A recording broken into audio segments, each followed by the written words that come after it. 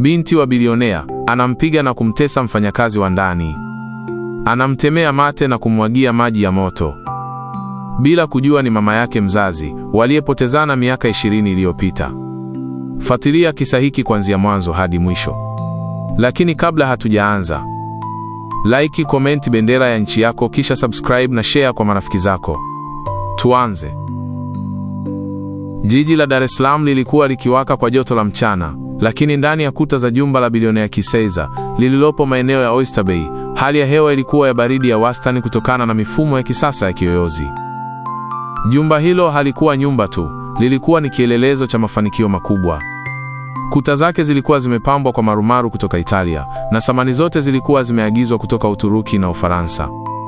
Bustani yake ilikuwa na ukubwa wa nusu heka, ikiwa na bwawa la kuogelea ambalo maji yake yaling'aa kama kioo cha bluu chini ya jua la utosi.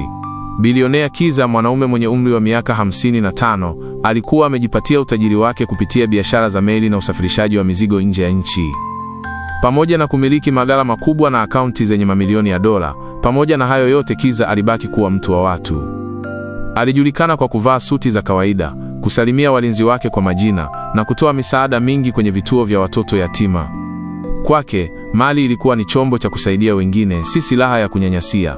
Hata hivyo, katikati ya baraka hizo zote, Kiza alikuwa na jeraha moja kubwa moyoni mwake: binti yake wa pekee, Sandra.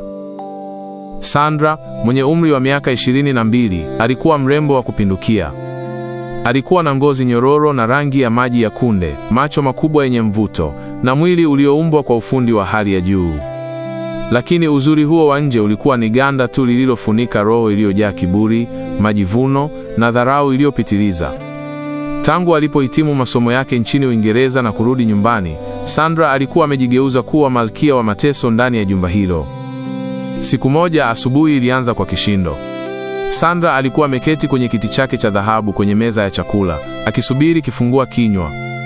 Mfanyakazi wa ndani aliyeitwa Amina, binti wa miaka 18 aliyekuwa akifanya kazi ili apate ada ya kurudi chuo, aliingia kwa unyenyekevu akiwa amebeba chai. "Chai yako hii hapa, dada Sandra," Amina alisema kwa sauti ya upole, akijaribu kuweka kikombe mezani. Ghafla, Sandra alikunja uso kana kwamba ameona kitu cha kinyaa. Alinyosha kidole chake kilichopakwa rangi ya kucha nyekundu na kukigusa kikombe. "Hii chai mbona haina mvuke wa kutosha? Unataka ninywe maji ya uvuguvugu kama mgonjwa wa hospitali?" "Samahani, nimeileta moja kwa moja kutoka jikoni." Amina alijaribu kujitetea. Kabla hajamaliza sentensi, Sandra alikinyanyua kile kikombe na kukimwaga chote juu ya mikono ya Amina. Amina alipiga yowe la maumivu huku chai ya moto ikimuunguza, lakini Sandra hakuonyesha hata chembe ya huruma. Badala yake, alicheka kwa dharau. "Ondoka mbele yangu, kiumbe usiye na akili. Nyie maskini mnafikiri mkija hapa mko likizo. Nataka chai nyingine ndani ya dakika 2, na ikichelewa utaondoka hapa bila mshahara wako wa mwezi huu." Sandra alifoka huku akimrushia Amina leso iliyolowa ili afute sakafu. Bilionea Kiza, aliyekuwa akishuka ngazi akielekea ofisini, alishuhudia tukio hilo. Alisimama kwa mshtuko, moyo ukimuuma. "Sandra, unafanya nini? Mbona unamfanyia mwenzako unyama kiasi hicho?" Sandra aligeuka na kumtazama baba yake kwa macho ya kukaidi. "Baba, usiniingilie kwenye utaratibu wangu wa nyumba. Hawa watu usipowapa nidhamu ya hofu, wanajisahau. Wanafanya kazi kama wako kwao vijijini. Huyu binti ana wazazi wake, Sandra. Ana utu kama wewe. Mali hizi nimezitafuta mimi, na sijawahi kumdharau mtu yoyote. Kwa nini wewe uwe na roho ya namna hiyo?" Kiza aliongea kwa uchungu, akimshika mkono Amina na kumpatia fedha za matibabu huku akimruhusu aende kupumzika. "Utajiri wako ndo unanifanya niwe hivi baba. Mimi ni binti wa bilionea Kiza, siwezi kushindwa na msichana anayenuka jasho na sabuni za miche," Sandra alijibu akijitazama kwenye kioo cha simu yake ya gharama kubwa. Hali ndani ya nyumba hiyo ilikuwa ya kutisha kwa wafanyakazi. Hakuna aliyeweza kudumu. Ndani ya mwaka mmoja pekee, zaidi ya wafanyakazi 10 walikuwa wameacha kazi au kufukuzwa kwa dharau. Wengine walikuwa wakipigwa makofi, wengine kutemewa mate, na wengine kunyimwa chakula kwa makosa madogo ya kibinadamu. Siku chache baadaye, bilionea Kiza alimuita Sandra ofisini kwake nyumbani. Uso wa mzee huyo ulikuwa na mawazo mengi. "Sandra, nina safari ya dharura. Nitakuwa nchini Dubai kwa miezi 3 kusimamia mradi mpya wa meli. Nitakuacha peke yako hapa nyumbani. Sandra alitabasamu, moyo wake ukishangilia uhuru alioupata. Usijali baba, nitaendesha kila kitu vizuri. Kiza alitikisa kichwa kwa huzuni. Hofu yangu ni tabia yako. Wafanyakazi waliopo wote wameandika barua za kuacha kazi asubuhi ya leo, baada ya kusikia mimi naondoka. Wanaogopa kubaki na wewe peke yako. Utajihudumia vipi? Sandra alicheka kwa dharau. Waache waende baba. Dunia imejaa maskini wanaotafuta kazi.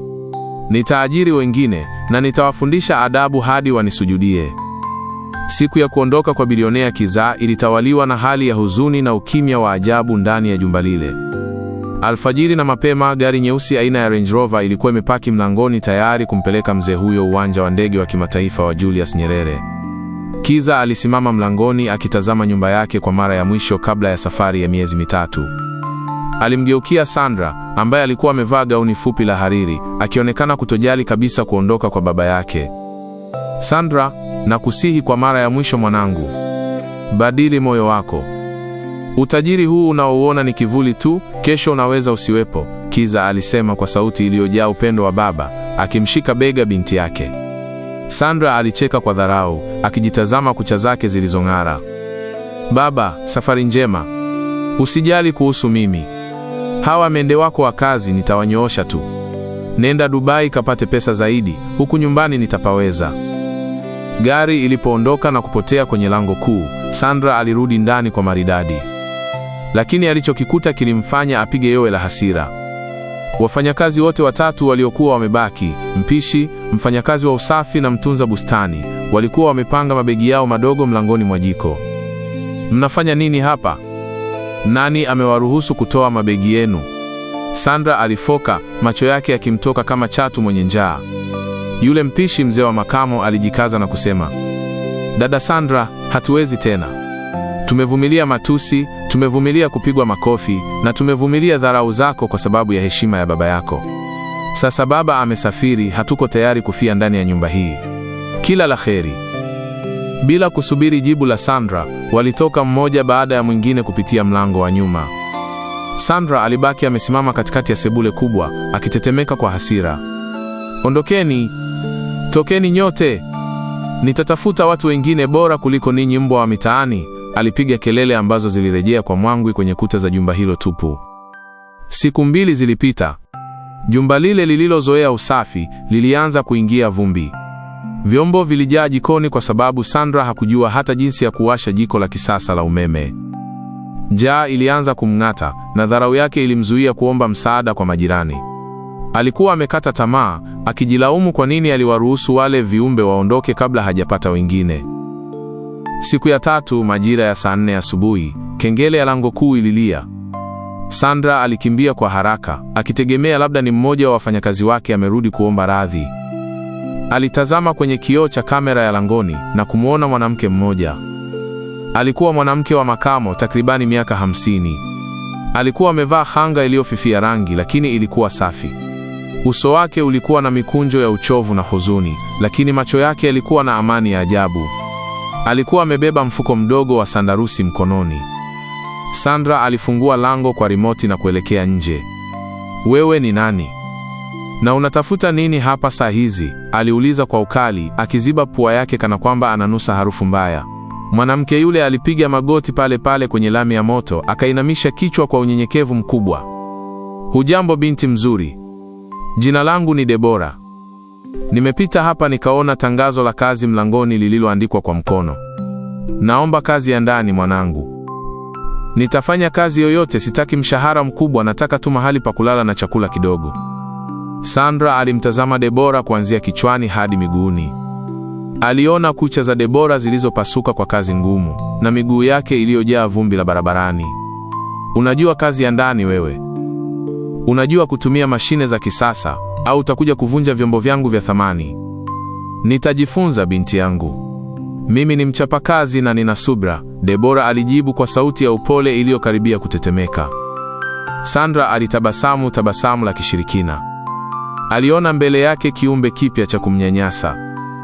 Aliona mtu ambaye hana pa kwenda, hivyo atakuwa rahisi kumtumia kama mtumwa. Sawa, ingia ndani. Lakini ujue hapa sio kwa maskini wenzako. Hapa ni ikulu ya Sandra. Ukikosea nitakufundisha adabu ambayo hutoisahau maisha yako yote. Deborah aliinuka, akashukuru kwa unyenyekevu na kumfuata Sandra kwa nyuma. Hakujua kuwa binti huyu anayemwongoza kwa dharau ndiye yule mchanga aliyempoteza miaka 20 iliyopita wakati wa machafuko ya ajali mbaya ya moto iliyowatenganisha. Hakujua kuwa anaingia katika jumba la mume wake wa zamani, bilionea Kiza Caesar, ambaye aliamini mke wake alikufa kwenye ajali hiyo. Sandra alimgeukia Deborah akiwa mlangoni.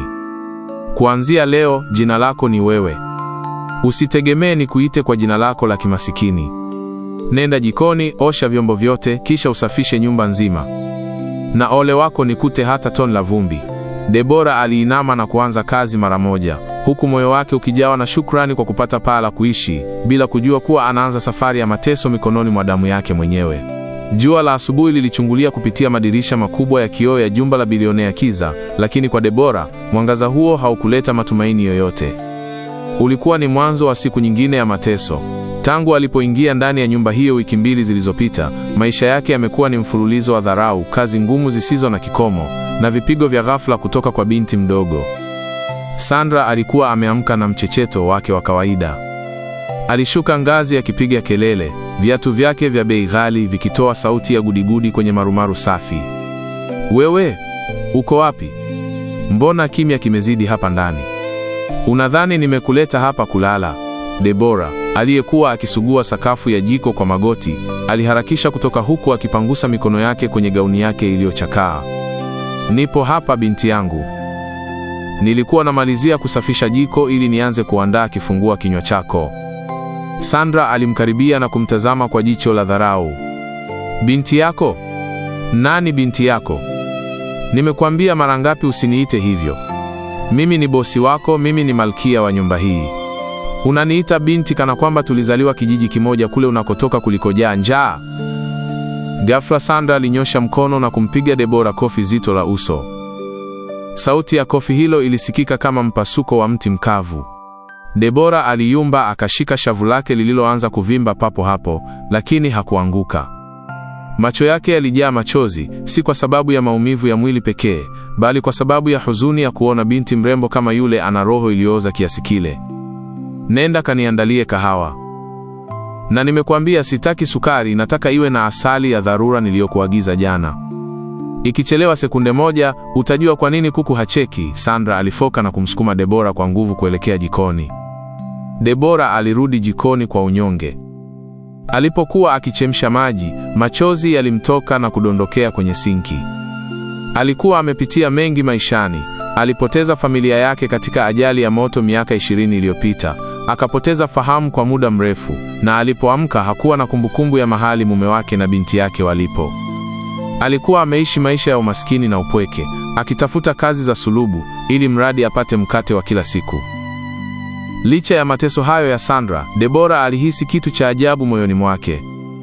Kila alipomtazama Sandra akifoka, badala ya kumchukia, alihisi huruma kubwa. Alimwona Sandra kama mtoto aliyepotea njia, mtoto anayehitaji kuelekezwa kwa upendo na si kwa hasira. Mara nyingi Sandra alipokuwa akimtukana, Deborah alikuwa akimtazama kwa tabasamu fupi la huzuni, tabasamu ambalo lilimfanya Sandra achanganyikiwe na kukasirika zaidi. Unatabasamu nini wewe kichaa? Sandra aliingia jikoni na kumkuta Deborah akiwa amemtumbulia macho ya upendo huku akimletea kahawa. Unanicheka? Unadhani mimi ni rafiki yako? Hapana bosi. Nasikitika tu kwa sababu uzuri wako wa sura haufanani na maumivu yaliyomo moyoni mwako. Una hasira nyingi sana kwa umri wako, Deborah aliongea kwa sauti ya chini na ya upole. Kauli hiyo ilimfanya Sandra apandwe na wazimu. Alichukua kikombe cha kahawa kilichokuwa kimeanza kupoa kidogo na kukirusha kuelekea kwa Deborah. Kikombe kilimpata begani na kupasuka, huku kahawa ikimlowesha. Unanifanyia uganga? Unasoma moyo wangu? Kuanzia leo, huli chakula cha mchana. Utakula makombo ya mbwa wangu, kisha utaenda kufua mashuka yote ya ghorofa ya pili kwa mikono. Sitaki kuona unatumia mashine. Siku nzima, Debora alifanya kazi chini ya jua kali na ndani ya vyumba vya baridi, akitukanwa kwa kila kosa dogo. Alipoanguka kwa uchovu, Sandra alimwagia maji ya baridi ili aamke. Lakini kila Debora alipoinuka, alijifuta uso na kusema, "Asante bosi, nitaendelea." Wakati wa usiku, Debora akiwa amelala kwenye godoro lake jembamba katika chumba cha watumishi, alikuwa akisali. Mungu, mbariki binti huyu. Muondolee roho ya dharau. Hajui atendalo. Hakujua kuwa maombi yake yalikuwa yakielekezwa kwa damu yake mwenyewe. Hakujua kuwa mateso aliyokuwa akiyapata yalikuwa ni mwanzo wa mtihani mzito ambao ungemrudishia kila kitu alichopoteza miaka 20 iliyopita. Kwa upande mwingine, Sandra alikuwa akigeuka kitandani kwake, akisumbuliwa na kitu asichokielewa. Lile tabasamu la huzuni la Debora lilikuwa likimjia ndotoni. Alijihisi kuwa na nguvu kwa kumtesa mwanamke huyo, lakini moyoni mwake alikuwa anaanza kuhisi upweke ambao haujawahi kumtokea kabla. Badala ya kubadilika, aliamua kuwa kesho atamfanyia ukatili mkubwa zaidi, ili aone kama tabasamu la kijinga la Debora lingetoweka. Joto la jiji la Dar es Salaam lilikuwa limezidi, lakini ndani ya jumba la kifahari la bilionea Kiza, baridi ya viyoyozi ilitawala. Hata hivyo, baridi hiyo haikutosha kupoza moto wa chuki uliokuwa unawaka ndani ya moyo wa Sandra. Tangu baba yake aondoke kuelekea Dubai, Sandra alikuwa amejigeuza kuwa mtesaji asiye na huruma. Alishindwa kuelewa kwa nini huyu mwanamke, Debora, alikuwa bado yuko hapo. Wafanyakazi wote walishakimbia, lakini Debora alikuwa kama jiwe. Anapigwa, anatusiwa, anatemewa mate, lakini bado asubuhi na mapema anakuja kumsalimia kwa unyenyekevu. "Habari bosi, chai tayari." Siku hiyo, Sandra aliamka akiwa na mhemko mbaya zaidi.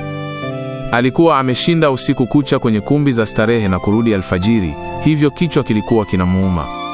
Alihitaji mtu wa kutoa hasira zake, na shabaha yake ya kudumu ilikuwa ni Debora. "Wewe Debora, njoo hapa haraka." Sandra alifoka akiwa amekaa kwenye kochi la ngozi, miguu yake akiwa ameiweka juu ya meza ya kioo ya thamani. Debora alikuja mbio kutoka gorofani ambako alikuwa anasafisha madirisha.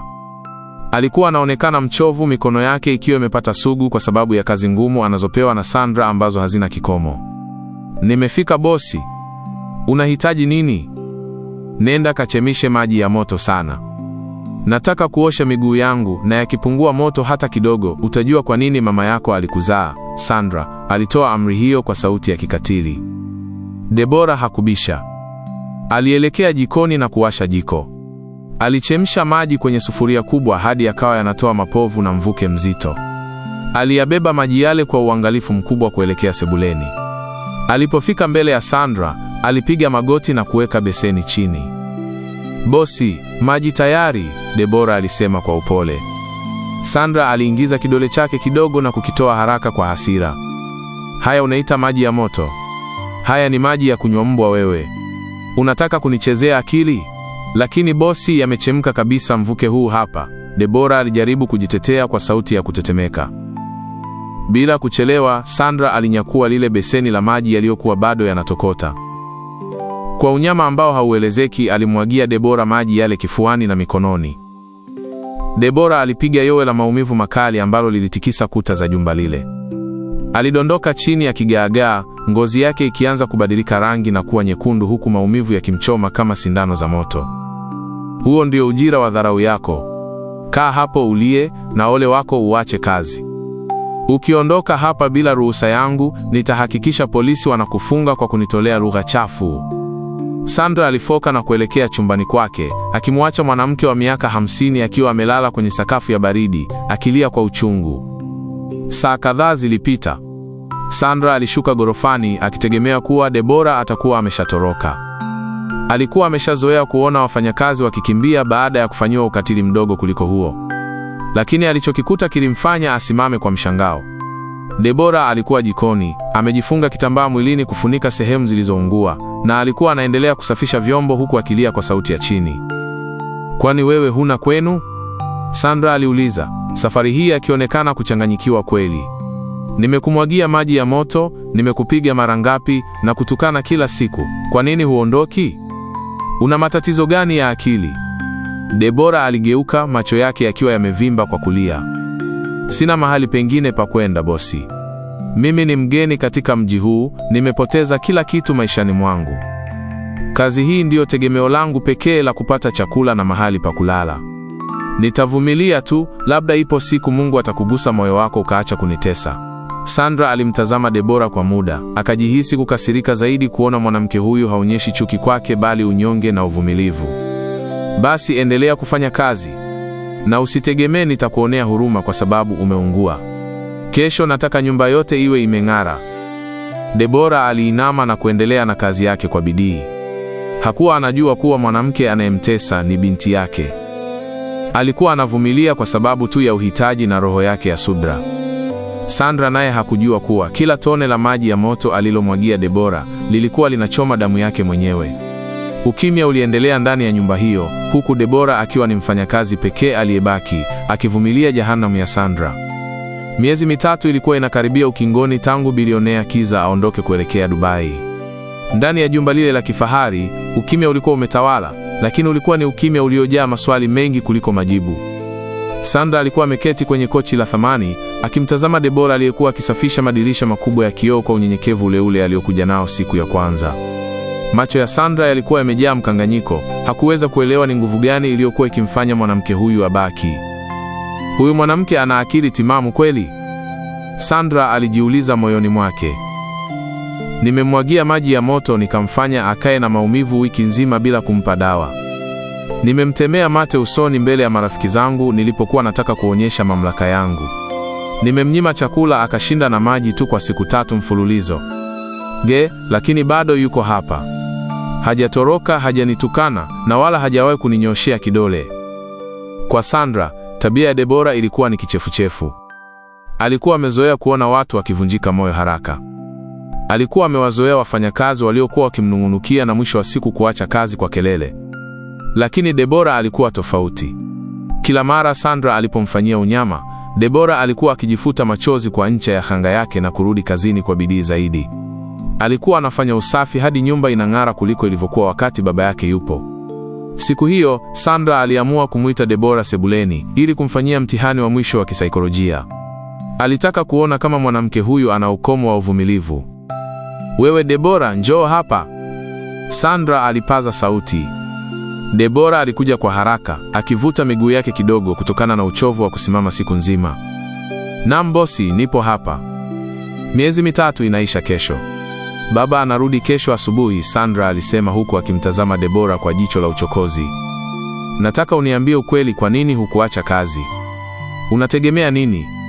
Unadhani baba akirudi nitakupa sifa?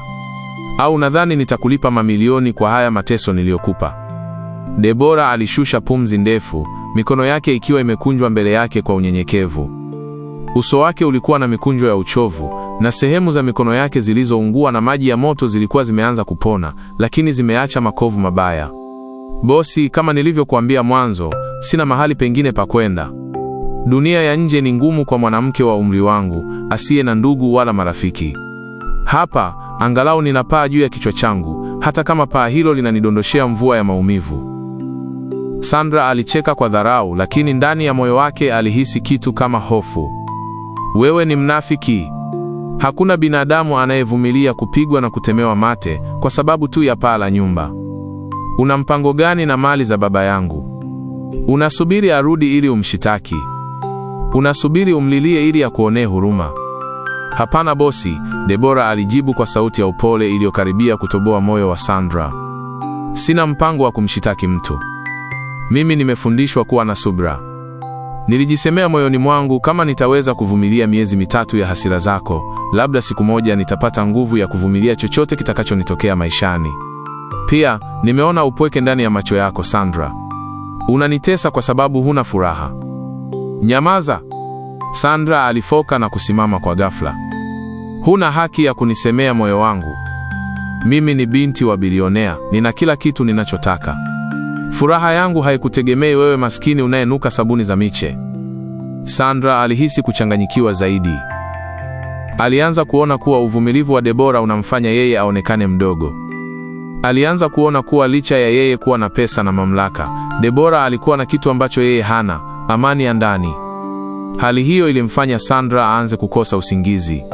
Kila akifunga macho, aliona sura ya Debora iliyokuwa na uvumilivu wa ajabu, na hiyo ilimtesa kisaikolojia. Alianza kujihisi hali fulani ya ajabu kila Debora alipokuwa karibu naye. Haikuwa mapenzi, lakini haikuwa tena chuki ya kawaida. Ilikuwa ni kama sumaku inayomvuta kutaka kumjua zaidi mwanamke huyu, lakini kiburi chake kilikuwa kikizuia hilo. Alikuwa anaanza kuhisi kama kuna kitu kikubwa kinakuja, kitu ambacho kitabadilisha maisha yake, lakini hakujua ni nini. Usiku wa kuamkia kurudi kwa baba yake, Sandra alimwona Debora akiwa ameketi jikoni, akifua nguo za Sandra kwa mikono ili ziwe tayari asubuhi. Debora alikuwa akicheka peke yake kwa sauti ya chini, labda akifurahia kuwa safari ya bilionea Kiza imeisha na labda mateso yake yatapungua. Sandra alimtazama kutokea gizani na kuhisi moyo unamdunda kwa kasi. Kesho baba anarudi, Sandra alijisemea. Kesho nitamwambia baba amfukuze huyu mwanamke asiye na akili. Simtaki hapa ndani, ananifanya nijihisi vibaya. Lakini ndani kabisa, Sandra alijua kuwa hawezi kumfukuza Debora kwa urahisi huo. Kuna kitu kilikuwa kimeanza kuota ndani yake, mbegu ya hatia ambayo ilikuwa inaanza kuchipua. Asubuhi ya siku ya tukio ilianza kwa ukungu mzito jijini Dar es Salaam, kana kwamba asili yenyewe ilikuwa inaficha siri nzito ambayo ilikuwa inakaribia kufichuka. Ndani ya jumba la bilionea Kiza, hali ilikuwa ya msisimko na hofu. Sandra alikuwa amevalia gauni lake la gharama, akitembea huku na kule sebuleni huku akiangalia saa yake ya mkononi kila baada ya dakika 5. Moyo wake ulikuwa ukidunda kwa kasi ya ajabu. Kwa upande mwingine, Debora alikuwa jikoni tangu saa 11 alfajiri, akihakikisha kila kona ya nyumba inang'ara na harufu ya vyakula vitamu inajaa hewani kwa ajili ya mapokezi ya bosi wake mkuu. Ghafla, sauti ya honi ya gari ilisikika mlangoni. Sandra alikimbia kwa kasi kuelekea mlangoni, uso wake ukiwa na tabasamu la ushindi. Aliona gari nyeusi aina ya Mercedes Benz ikiingia ndani ya fensi na kusimama mbele ya mlango. Dereva alishuka na kumfungulia mlango bilionea Kiza. Mzee huyo alishuka, akionekana mchangamfu na mwenye afya, akiwa amevalia suti yake ya bluu iliyoshonwa kwa ustadi. Baba, karibu nyumbani. Sandra alipiga kelele na kumkumbatia baba yake kwa nguvu zote. Mwanangu Sandra, nimekumisi sana binti yangu, Kiza alijibu huku akimkumbatia binti yake na kumtazama usoni. Naona nyumba imetulia na inang'ara. Inaonekana umekuwa msimamizi mzuri wakati sipo. Sandra alicheka kwa dharau, akijaribu kuficha ukweli wa jinsi alivyokuwa akiishi. Baba, nilikuambia nitashughulikia kila kitu. Hata hivyo, nina mfanyakazi mmoja wa ajabu huko ndani. Hajui chochote, lakini nimejitahidi kumnyoosha mpaka ameelewa nidhamu yangu. Bilionea Kiza alicheka kidogo na kuingia ndani.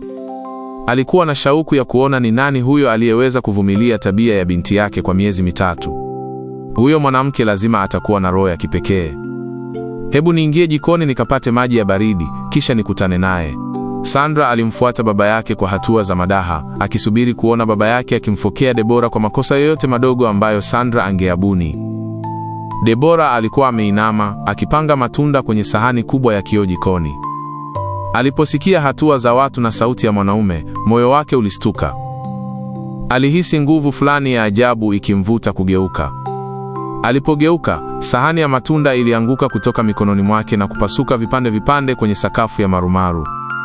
Debora alisimama kama sanamu. Macho yake yalikutana na macho ya bilionea Kiza. Kwa upande wake, Kiza alihisi kama damu imeacha kutembea mwilini mwake. Chupa ya maji aliyokuwa ameshika ilianguka pia. Alipiga hatua 2 kuelekea mbele, uso wake ukiwa na mchanganyiko wa hofu, mshangao na kutokuamini. Debora, inawezekanaje? Kiza alitamka kwa sauti ya chini iliyovunjika. Mke wangu, Debora, ni wewe kweli? Sandra alipigwa na radi ya maneno hayo. Baba, unasema nini? Huyu ni mfanyakazi tu, anaitwa Debora. Unamjua? Bilionea Kiza hakumsikia binti yake. Machozi alianza kumtoka mfululizo huku akimkimbilia Debora na kumkumbatia kwa nguvu zake zote. Debora naye alipasuka kwa kilio kikubwa, akimshika Kiza mgongoni huku akitetemeka mwili mzima. Kiza, mume wangu, ni wewe kweli? Mungu wangu, baada ya miaka yote hii. Walianza kulia kwa furaha na uchungu kwa wakati mmoja, wakikumbatiana katikati ya jiko huku vipande vya kioo vikiwa vimezunguka miguu yao. Sandra alibaki amesimama mlangoni, mwili mzima ukitetemeka, akihisi kama ulimwengu unazunguka kwa kasi. Baba, nieleze, huyu mwanamke ni nani? Sandra aliuliza huku sauti yake ikitetemeka kwa hofu. Bilionea Kiza alijitenga kidogo na Debora, lakini akabaki amemshika mikono yake kwa nguvu kana kwamba anaogopa atapotea tena.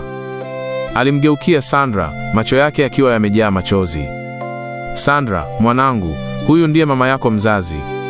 Huyu ndiye Debora, mke wangu niliyekuambia alikufa miaka 20 iliyopita kwenye ajali ya moto. Sandra alipiga hatua kurudi nyuma, mikono yake ikiwa imefunika mdomo. Hapana, ulisema mama alikufa. Uliniambia aliteketea kwa moto. Nilikudanganya Sandra, Kiza alisema kwa uchungu. Nilikudanganya kwa sababu baada ya ajali ile, nilimtafuta kila hospitali na kila mochwari kwa miaka 5 bila mafanikio. Niliamini kuwa amekufa kwa sababu hakuwa na ndugu yoyote wa kumsaidia.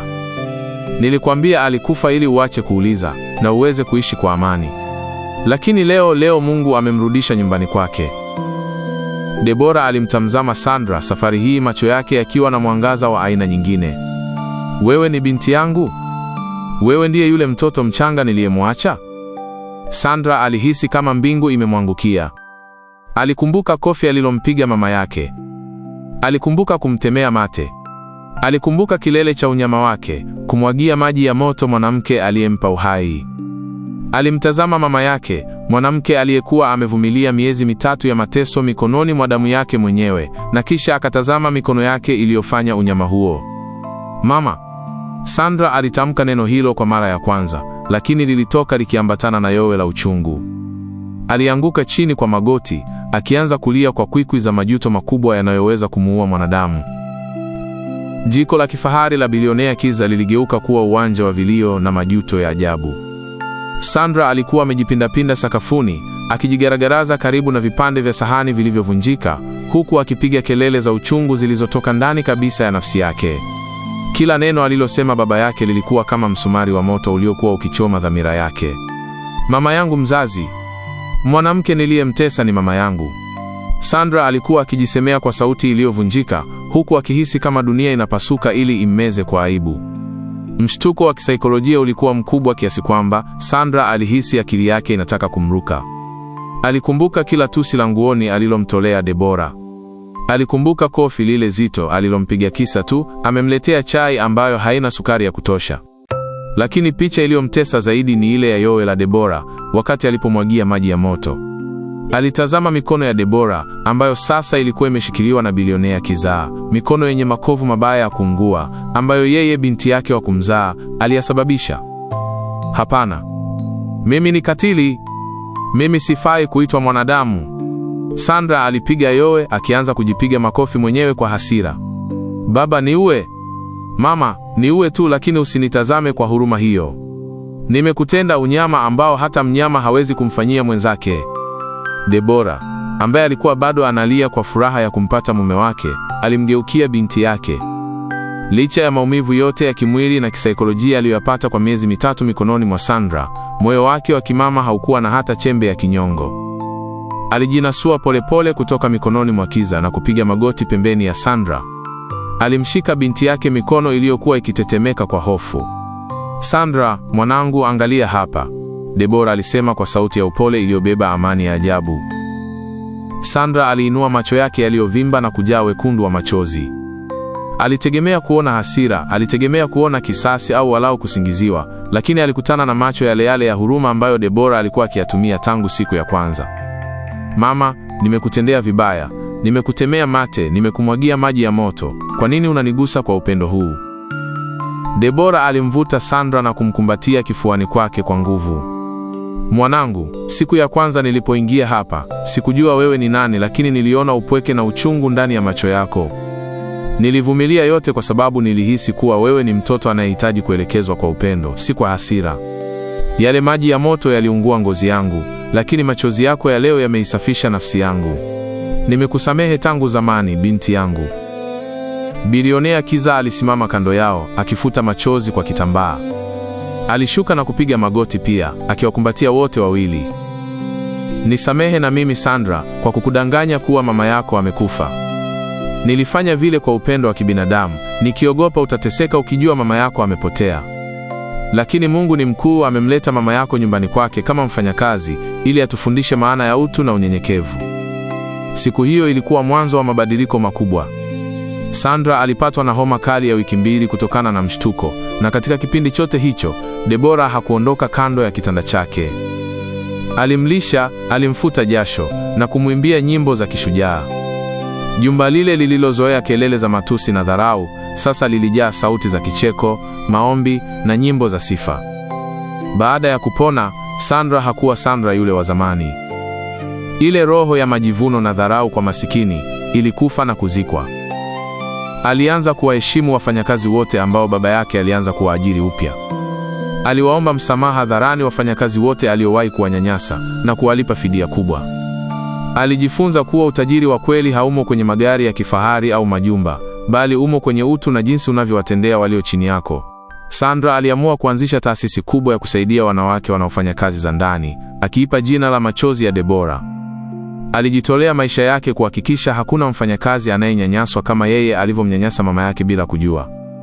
Kila mara alipomwona mama yake, alikuwa akibusu mikono yake yenye makovu na kusema, "Asante mama kwa kunifundisha kuwa binadamu." Simulizi hii ilisambaa jiji zima la Dar es Salaam. Ikawa fundisho kwa matajiri na watoto wao kuwa dunia ni duara, na kwamba mtu unayemdharau leo anaweza kuwa ndiye ufunguo wa maisha yako ya kesho. Sandra, Deborah na bilionea Kizado walianza kuishi kama familia moja yenye furaha, huku heshima na utu vikiwa ndio nguzo kuu ya jumba lao la kifahari milele na milele. Ndugu mtazamaji, huu ndio mwisho wa simulizi hii. Simulizi ya Sandra na Deborah inatufundisha kuwa utu ni akiba na heshima ni tunu ambayo kila mwanadamu anapaswa kuibeba, bila kujali kiasi cha fedha alichonacho benki au mamlaka alionayo duniani. Kisa hiki kinatukumbusha mambo makuu matatu. 1. Dunia ni duara. Leo unaweza kuwa juu na unayemnyanyasa akawa chini, lakini kesho historia inaweza kugeuka na ukajikuta unahitaji huruma kutoka kwa yule uliyemtemea mate. 2. Uvumilivu una malipo. Subira ya Deborah haikuwa ya bure. Licha ya kupitia maumivu makali, moyo wake safi ulimrudisha kwenye himaya yake na kumpata mume na binti yake. 3. Upendo wa mama hauna mipaka. Mama ni kiumbe wa kipekee. Ana uwezo wa kusamehe hata pale anapopewa majeraha ya moto, mradi tu aone mwanawe amebadilika na kuwa mtu mwema.